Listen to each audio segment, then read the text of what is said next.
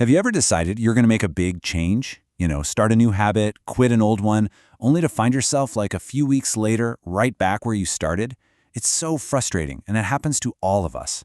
Well, today, we're going to dig into the science of why that happens, and more importantly, a really practical way to create real, lasting change. So let's dive in.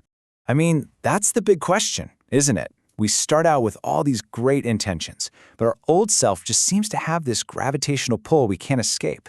And it turns out it's not really about willpower, not in the way we usually think. No, it's all about our internal programming. So check this out. According to Dr. Joe Dispenza, by the time we hit middle age, 95% of who we are is basically running on autopilot.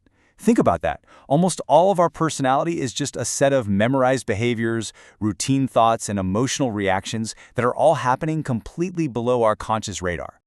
So we're all just living in this ordinary world, run by our own unconscious autopilot. And that 95% program, it's super efficient, I'll give it that. But its main job is to keep everything predictable, to keep everything the same. And it does this by creating this powerful feedback loop that literally locks us into our current reality.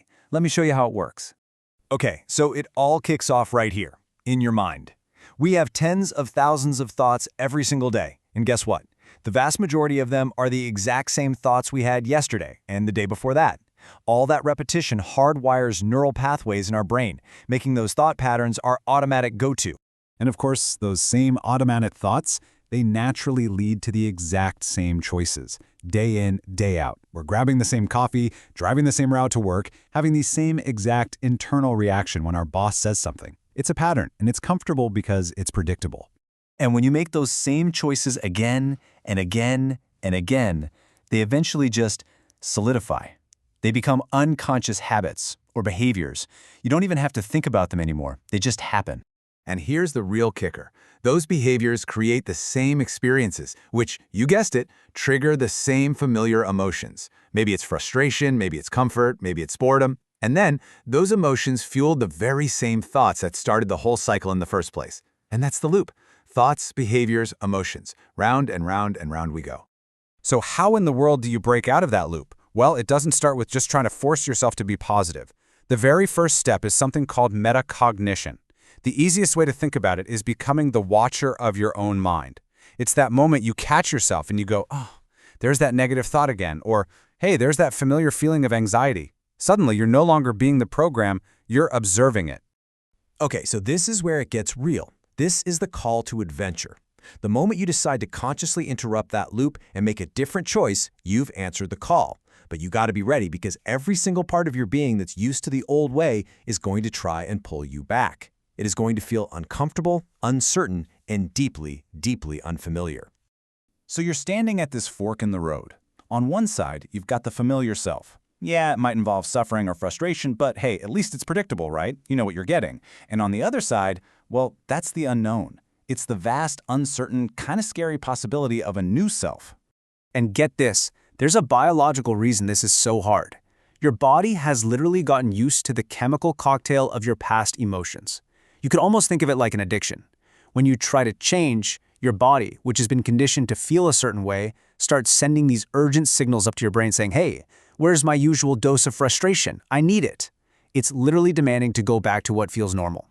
And that leads us to the most difficult and honestly, the most important part of the whole journey. Dr. Dispenza calls it crossing the river. It's this idea of moving from the bank of the old self, wading through the turbulent waters of the unknown, to get to the bank of the new self on the other side. And listen, this isn't just some nice poetic idea. When you're pushing through that intense discomfort, you are biologically, chemically dismantling the old you. You're pruning old neural connections. You're recalibrating your body's chemistry. You're even changing the way your genes are expressed.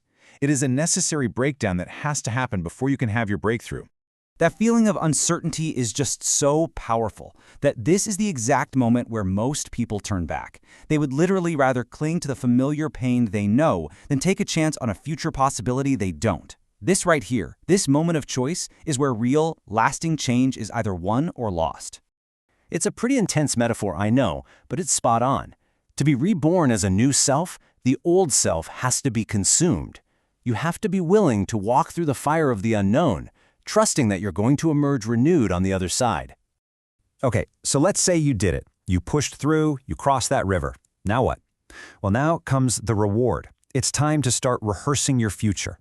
See, the secret isn't about waiting for your external life to change first. It's about intentionally creating your new life from the inside out. And the process is actually pretty straightforward. It's got 3 key steps. First, you get crystal clear on your intention. What is it you want to create? That's your what. Second, you mentally rehearse the new actions. You actually see yourself thinking, acting, and feeling as this new person. That's the how. And third, and this is the absolute key, you have to feel the emotion of that future now. That's your why. So what's actually going on in your brain when you do this? You're literally installing new neurological hardware. You're firing and wiring new neural pathways, essentially creating a neurological map to your future. Your brain starts to look like the event has already happened, which primes your body to act in that new way when the time comes.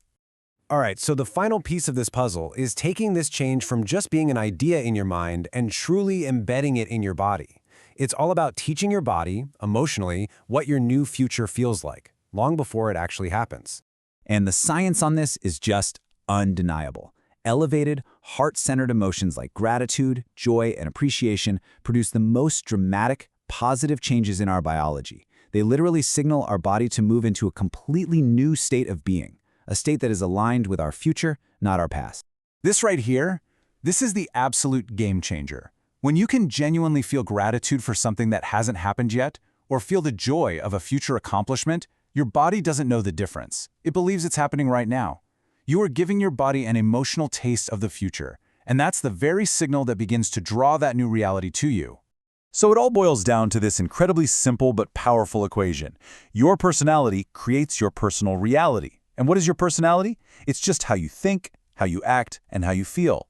If you want to change your life, your personal reality, you have to change those 3 things. When you truly become someone new on the inside, your external world has absolutely no choice but to change and reflect that new person. Ultimately, what this all means is that the power is totally 100% back in your hands. You do not have to be defined by the unconscious programs of your past. By becoming conscious and by doing this work, you can literally write a brand new story for yourself. So the only question left is, who are you going to decide to be?